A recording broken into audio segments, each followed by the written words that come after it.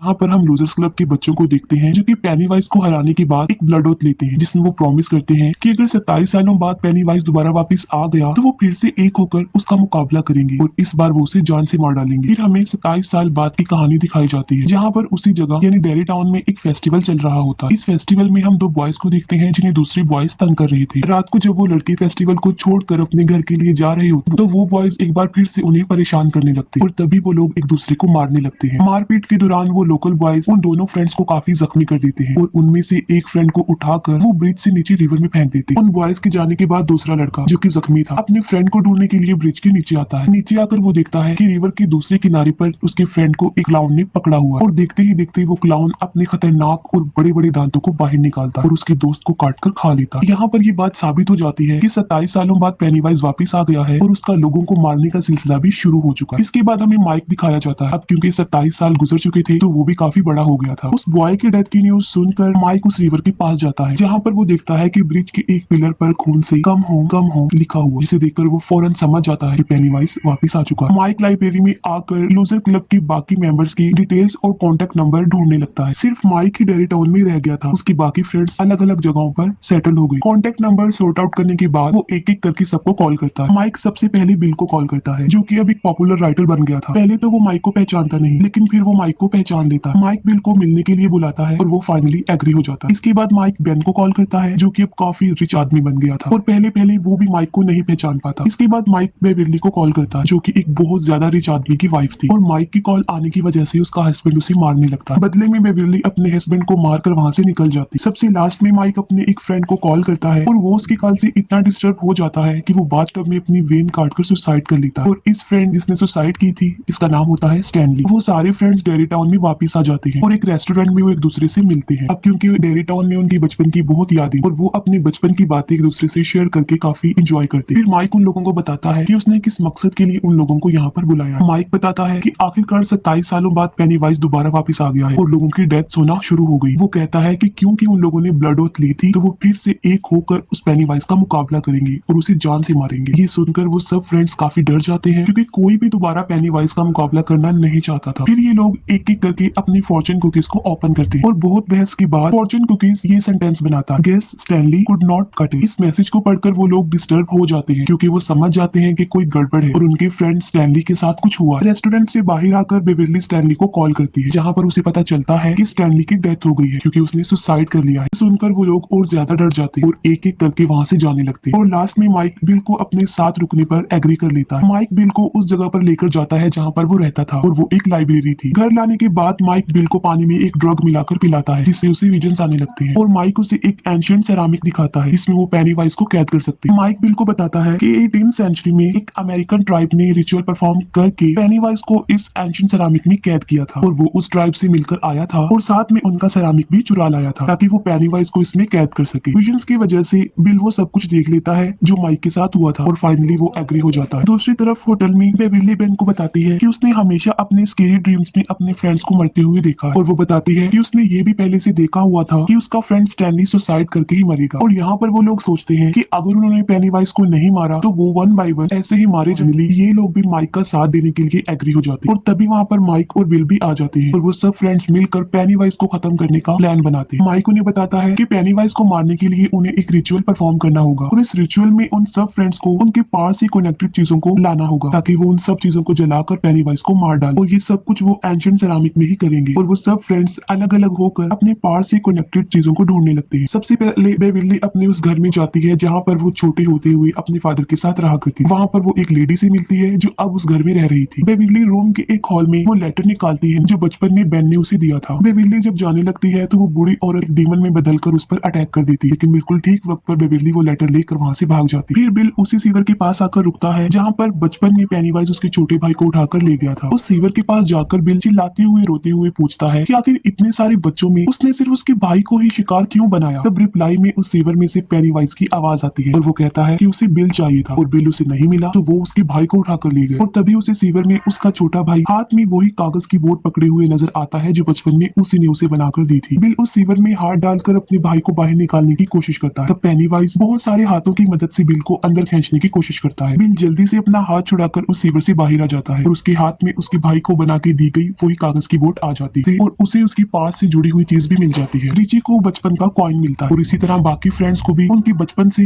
यानी उनके पास से जुड़ी हुई चीजें भी मिल जाती है और फिर वो लोग मिलकर उसी पुराने कुएं वाले खंडर घर में जाते हैं। घर में एंटर होते ही पेनीवाइज उन लोगों पर अटैक कर देता है। पेनीवाइज बेन के पेट पर चाकू से काटते हुए होम एट लास्ट लिख देता है और तभी उनके सामने उनके फ्रेंड स्टैनली का बचपन का हेड निकल आता है। इसमें से स्पाइडर की तरह बहुत सारे पैर बाहर निकलते हैं और ये स्पाइडर हेड रिची पर अटैक कर देता है, जिसे बिल और बेन दोनों मिलकर बचाते हैं। फिर ये सब लोग घर के अंदर उस कुएं में जाते हैं और वहां पर उन्हें एक खुफिया रास्ता मिलता है जो कि एक काफी बड़ी गुफा थी। उस गुफा के अंदर जाते हुए वो लोग उस जगह पर पहुंच जाते हैं जहाँ पर पेनीवाइज फर्स्ट टाइम हमारी दुनिया में आया था। वहां पर एक काफी बड़ा स्ट्रक्चर बना हुआ था। ये लोग उस स्ट्रक्चर के अंदर जाकर चारों तरफ खड़े हो जाते हैं और उसके बिल्कुल बीच में माइक उस एंशिएंट सेरामिक को रख देता है। माइक उस एंशिएंट सेरामिक में आग लगा देता है और सब लोग अपने पास से जुड़ी हुई चीजें उसमें डाल देते हैं और फिर ये लोग एक दूसरे का हाथ पकड़कर रिचुअल स्टार्ट करते हैं, जिसमें वो बार बार एक ही लाइन रिपीट करते हैं, यानी turn lights into dot. Ritual start होते ही 3 लाइट्स ऊपर से नीचे उस सेरामिक की तरफ आते हुए दिखाई देती थी। असल में ये तीनों डेड लाइट्स ही पेनीवाइज की असल फॉर्म थी। आहिस्ता आहिस्ता वो तीनों लाइट्स उस सेरामिक के अंदर आ जाती हैं, जिसे माइक ढक देता है। लेकिन फिर एक रेड कलर का बैलून उसमें से बाहर निकलते हुए आता है और वो बैलून बहुत बड़ा होकर फट जाता है और फिर उसमें से पेनीवाइज निकलता है। पेनीवाइज उन सब लोगों को टॉन्ट करते हुए कहता है कि क्या माइक ने तुम लोगों को रिचुअल सही तरह से नहीं बताया। पेनीवाइज उन्हें ये भी बताता है कि इस रिचुअल के मुताबिक जो लोग भी इस रिचुअल को कंप्लीट करेंगे वो फाइनली मारे जाएंगे। तो ये बात माइक ने अपने फ्रेंड से हाइड रखी। ये बात सुनकर वो लोग काफी घबरा जाते हैं और माइक पर गुस्सा होने लगते हैं और फिर देखते ही देखते पेनीवाइज एक बहुत बड़े स्पाइडर में तब्दील हो जाता है और वो उन लोगों पर